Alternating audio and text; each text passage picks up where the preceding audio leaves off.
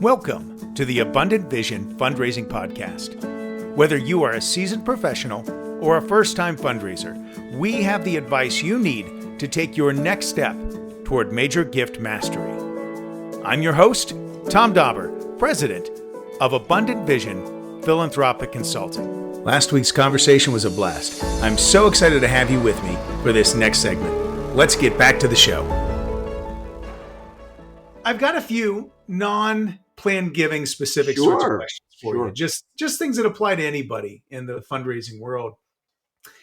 As you think about your career, looking back, is there a problem that you ran up against that you wish you could have had a do-over on? That's a really good question. So of course my mind goes immediately to donor stuff, but it's like, I think if I think about most of the things that I would like do-overs on, it'd be more like stuff that happened internally in the organization, Yeah, that's fair. And not necessarily with donors, and some of it's donor related and stuff. And it's I think anybody that's a little bit competitive. I mean, I think a lot of us are competitive that get into this business. I think that's part of it, kind of thing. And if you have a colleague that kind of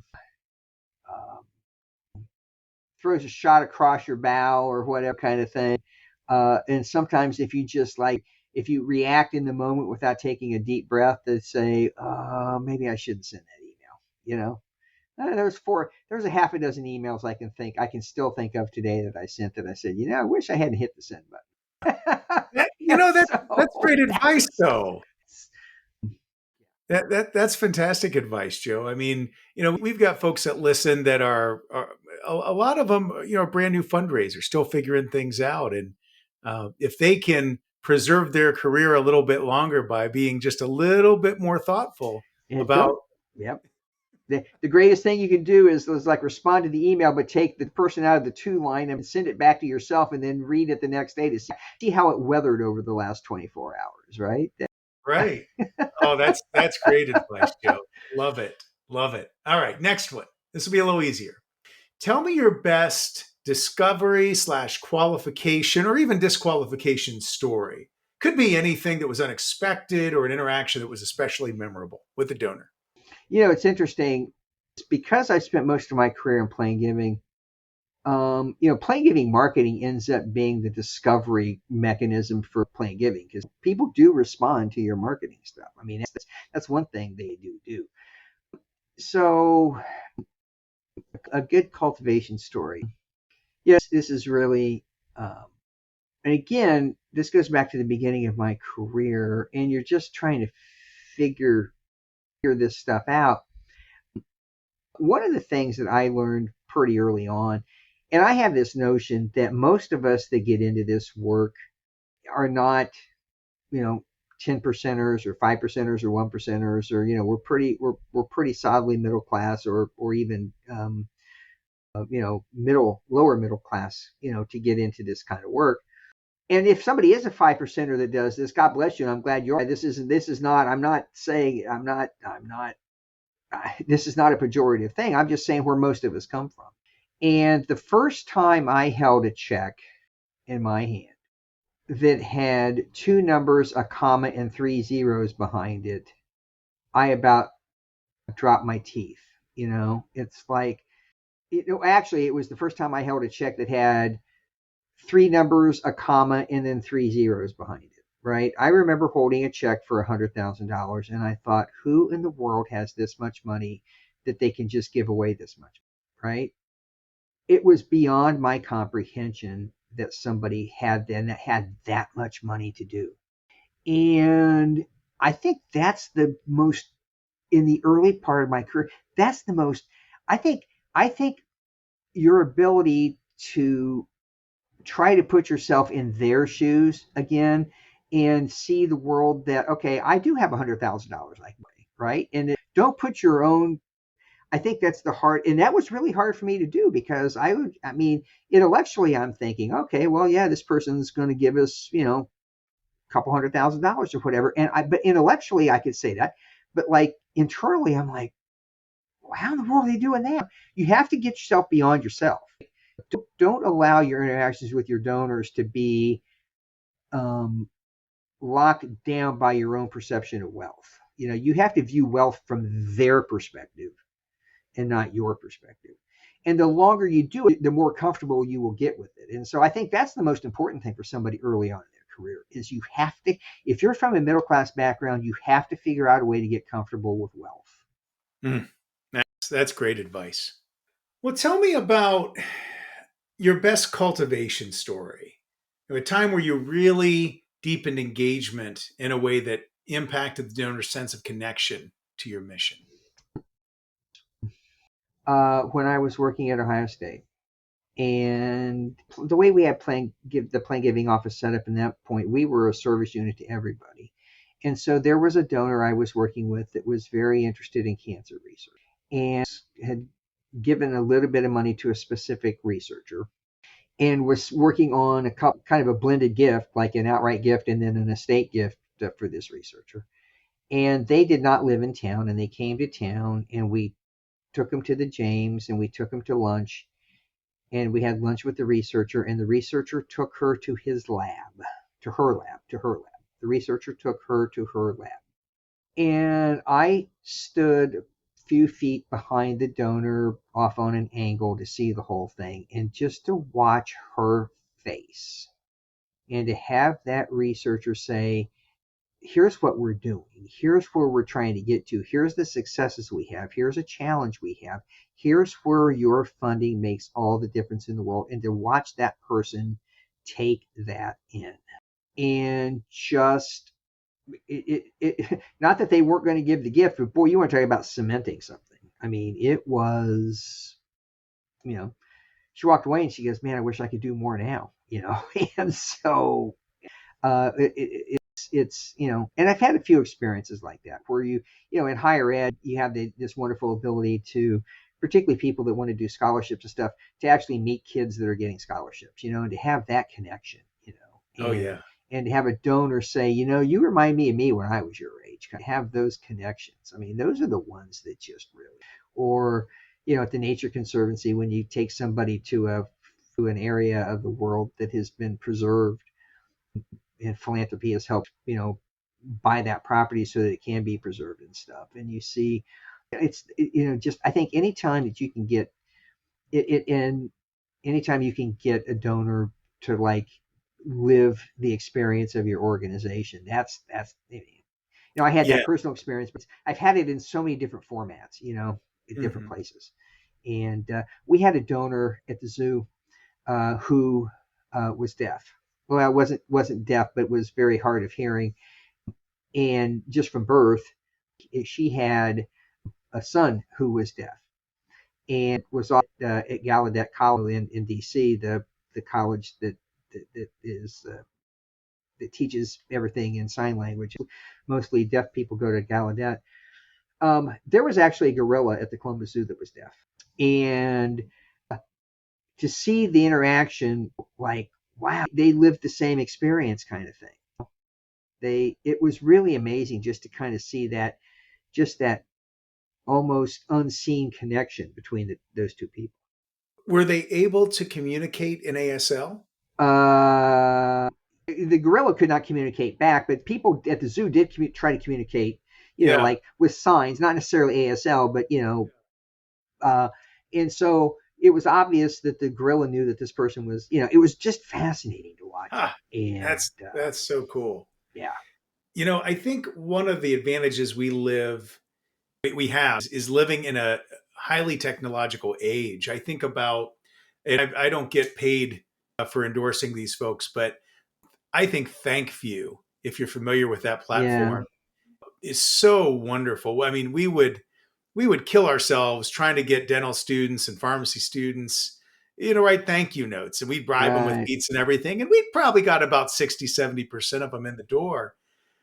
But I had the opportunity one of my last years at OSU, to get all these incoming pre-pharmacy students to do the ThankView. And it was such a more normal experience for them. They all feel comfortable sending a video thing. And of course, you get to edit it first and make sure it's okay. So powerful. I'm watching them crying because these are students who this was a need-based scholarship. We were topping off some aid from the general university undergrad program Yeah. to make it so they had no expenses. It was such a powerful stewardship experience. But just to your point, anytime you can connect them, it's beautiful. And I've talked to people that are on the receiving end of those, and those are not only is it powerful for both ends, it's powerful for the student to do it, and it's even more powerful for the donor to receive it. Yeah, yeah, for sure. All right, we're getting close to the end here. Tell me your best solicitation story. Doesn't have to be the biggest, but it's the one that's most meaningful to you for any reason. This is one of my all-time favorites. So we were put, and this is philanthropy, but it's not philanthropy. So when I was at the Columbus Zoo, we realized that there was a huge opportunity in corporate sponsorships. Like if you go to a baseball stadium and there's, like Budweiser and, the bank and everybody else has signage up, and you go to almost, there's opportunities at a place like the zoo to do that. And so it's not philanthropy because it comes from marketing, but it's the principles on how you solicit something like that is exactly how you would solicit a major. And we were going to ask Nationwide Insurance for a really big number, one that had 2 commas in it. And we were going to ask for a 5-year commitment of that amount a year for 5 years. So we're talking 8 figures. And at the end of the 4 years, it's 8 figures. And so we ended up getting the CEO of Nationwide Insurance at the zoo. And we put together this presentation on why we were doing it and why Nationwide should be part of it, and how we actually had a puzzle, because at that point they were supporting several different pro sports teams. They were supporting Ohio State. They had a PBS show that they sponsored, kind of thing. And we said, look, you're missing a gap here, and we complete your puzzle. We complete your marketing puzzle. And we were walking out of that, and we worked like crazy. I mean, it was just a whole team of us worked like crazy. I happened to be the front guy to present it. And I thought, man, this is going really good. You know how sometimes when you're doing something, you're like, oh, this is. And so we're walking out, and we were going to go to the next building because we stopped in our tour. And this is the CEO of Nationwide Insurance, a Fortune 100 company, I think.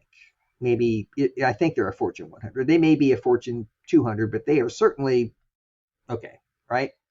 We're walking out of this building, and the guy kind of gives me a man hug around the neck, kind of thing.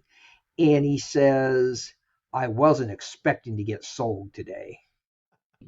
And then he picked up his pace and walked about 2 steps ahead of me. And I thought to myself, oh my Lord, he just said yes. And he did. He just said yes. I didn't know what I didn't know what to do at that point, And so this was like 2/3 of the way through our tour. And we had one more, we were 80% through our tour. We had one more stop before we got back to the office. And so I'm thinking, the guy just said yes, but I've got these people waiting, and they're taking time out of their day. I got to just stop in at least for 30 seconds so that these people don't think that I blew them off. I mean, the internal zoo people, and like I'm asking people to take time out of their day to do a presentation for the CEO of Nationwide.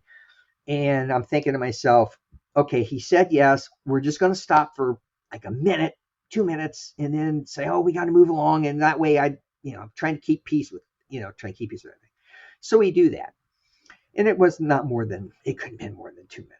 We go back, we had golf carts. We go back to the vehicles. He stops and he looks at me. He says, do you know what I tell all my salespeople? I said, no, sir. What do you tell all your salespeople? He said, never sell through the close. He just put me right in my place. My instinct was, okay, let's go straight back to the office. He just said yes. There's no need to belabor this. He just said yes. Let's go right back to the office. But I stopped and I sold through the close. And I thought, oh my gosh, I've just had the highest of highs and the lowest of lows in about a 3-minute span of time, Wow. And so, of course, they said yes, and it went on to blah, blah, blah, blah, blah. but obviously it's something I've never forgotten. And it was, it's a great lesson. That's a fantastic lesson, Joe. I'm so glad that didn't get in the way of that. Again, follow your gut. Follow your gut. If your gut says you just did it, I knew he just said yes, and I knew we just needed to get this over with. Let's get back to somewhere where we can start working on paperwork, And no, I didn't. I kept selling. So don't. All right. Well, we follow a natural progression with these questions. Tell me your best stewardship story. We had a couple that lived a couple hours away from Columbus, and they didn't have any children. They were both only children. And my recollection was that their parents were all only children. So they're like third generation, second generation only children, and they had no children. So it wasn't like they had nieces and nephews. I mean, there was just the two of them. And they had done incredibly well for themselves. And they wanted to leave the majority of their estate to a specific program at Ohio State. Everyone expected her to die first because she was very frail. He ended up with cancer and died before she did. And the attorney for the estate said, look, I know this is what they want to do, and I know all the vultures are going to come out. And so they had enough money that she had 24/7 care at her house. And so anytime a representative from another nonprofit showed up, they would call the attorney, and the attorney would go and say, did they have you sign anything? What did they do? Kind of thing, and just stay on top of it. And so we would go, again, it was 2 hours away from Columbus. And so it's not like you just go there every day. So we would go a couple times a year, 3 times a year, and we would take her to lunch. And, her joy in the fact that we took the time to do it, and because, he was, again, they were a traditional couple. He was it was his business, and, he was in charge. And so she's kind of in the background, and her genuine gratefulness that we actually took the time, because she's like, this is a long way from, I'm just little old me, and you're coming all the way up here to have lunch with me, kind of thing. And just, but it's one of those things that she needed to know. Well, it ended up being like an $11 million gift, but when she passed, right? So I mean, it was definitively worth the time. But even if it was only $100,000, it was one of those. It's just the notion, right, that we took the time, and I'm grateful that we were able to do that, because that's one of those ones that, do you really get any metrics credit for that? No, because she's already made her gift, right? You get no metrics. Right. You get no metrics credit for that. She's already made the gift. But it's the right thing to do, A. And B, and this is not related to this, but this is another one of the statistics things. There's some, Giving USA did a planned giving study right before COVID, and they had a professor at Seattle University do it. And they talked to people that it was statistically significant stuff, but it was people that already had a charitable organization in their estate plans. And one of the questions was, have you ever changed it? And a bunch of people said, yes, I've changed it. And said, why do you change it? Said, because people forgot about me, right? And so this is where our metrics get in the way of doing the right thing, right? So if somebody says, I've got you in my will when they're 65 years old, you don't get any metrics credit for going to see them, and you don't go see them for 10 or 15 years, and they go to rewrite their will, which they do. And like, well, these people don't care about me anymore, but this other organization, I like this other organization. So, every business in America will tell you that their best next customer is a current customer, except fundraising. Are you going to walk away from a $10 million gift because you don't have any metrics credit for that? Sometimes, right? And it happens, but is that right? No. So anyhow, it's the right thing to do, right? You take the time to go thank these people, because it is their final gift, kind of thing. So anyhow, so that was great. So then one time we took her to this is Christmas time, we took her to a place, and it was an old monastery that had been converted into a restaurant. And they didn't have all the elevators. So they had this like one of these like little outdoor elevator things, and she was in a wheelchair. And so you could just barely see the top of her head. And right as we were getting done with lunch, it just started snowing. Those big flakes that are like as big as your hand, there's just those big flakes of snow. And we put her in the thing in the elevator, and it starts going down. So we have to walk down the stairs to meet her. So you watch her coming down, and you can just barely see the top of her head, and it's this snow going in it. And it gets to the bottom, and it makes this strange noise, and it starts going back up again. And it's really slow, and it goes all the way up, and it stops, and then it comes all the way down, and we get her out. But she's in this elevator for like 2 minutes, and her hair's just like got all this snow in it and stuff. And she actually thought it was funny, so it was good. But in any event, that's a great stewardship story. It's just she really, it meant a lot to her that we did. Yeah, but it did. So last question for you, maybe second to last. Tell me about the most awkward moment you've had with a donor, and how did it resolve? This is going to date myself.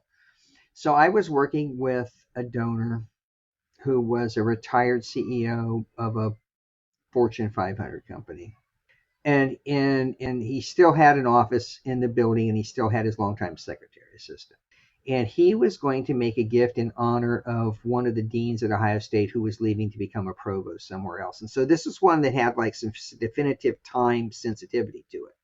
Because, the guy announced him going to be the provost, and I'm leaving in 3 weeks. And so there was just some, and the guy says, I really want to do something for the dean. And so, you've got a fairly tight time window.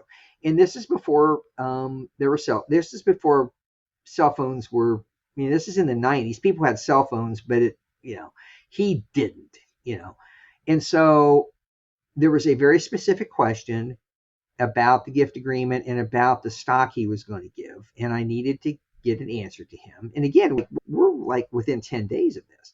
So I called the office, and he wasn't there. And I talked to his assistant. She'd been his assistant for like 25 years. And if you think about that, those people know the person better than the spouse does in some ways, right? And I said, I've got this answer. I know he needs to get it.